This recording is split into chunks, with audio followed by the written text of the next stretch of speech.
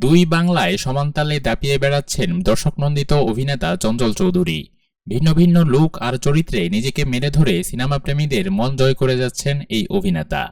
এবারও তার ব্যতিক্রম হল না। পশ্চিমবঙ্গের সৃজিত মুখার্জির নির্মিত সিনেমা পদাতিকে আবারও মিলল তার প্রমাণ। ভারতের স্বাধীনতা দিবসে গত 15ই আগস্ট ওপার বাংলায় মুক্তি পেয়েছে চঞ্চলের পদাতিক। সিনেমায় ভারতের বিখ্যাত নির্মাতা মৃণাল সেনের ভূমিকায় অভিনয় করে টালিগঞ্জে রীতিমতো তাক লাগিয়ে দিয়েছেন এই অভিনেতা।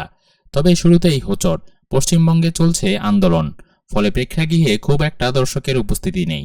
এদিকে হলে দর্শকদের কমতি থাকলেও সমালোচকদের কাছে প্রশংসা পাচ্ছে পদাতিক। পশ্চিমবঙ্গের একাধিক গণমাধ্যমে ছবিটির রিভিউ প্রকাশিত হয়েছে, তাতে ইতিবাচক দিকই বেশি।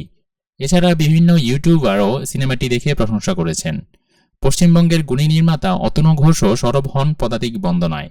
চঞ্চলের প্রশংসা করে তিনি বলেন, ফর্মের নিরিখে সৃজিত মুখার্জির পদাতিক বুদ্ধিদীপ্ত, জটিল ও ব্যতিক্রমী।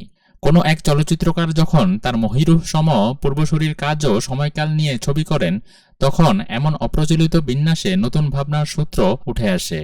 আর চঞ্চল চৌধুরী চমৎকার, বড় অনাবিল ও আন্তরিক। তিনি আরও বলেন, সিনেমার অভিনয়ের মূল আধার যে আপন অন্তঃস্থলের গভীরতা, সেটা স্পষ্ট করে দেন।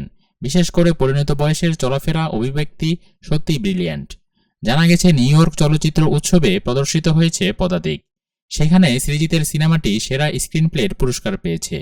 শুধু তাই নয়, সিনেমায় চঞ্চলের জন্য তার লুক বিশেষভাবে প্রশংসিত হয়েছে।